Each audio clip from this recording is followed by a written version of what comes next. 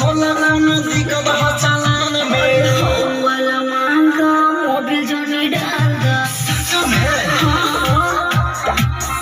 और नया वाला डाल दो पुराना का निकाल दो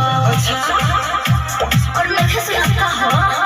खाना पी बोलो तहारा सामान में ढोले खाती भगवानी अपना दुकान में ई हवा से गइलू होता कोनो मोर सारी सोच सोच बोला ना नदी का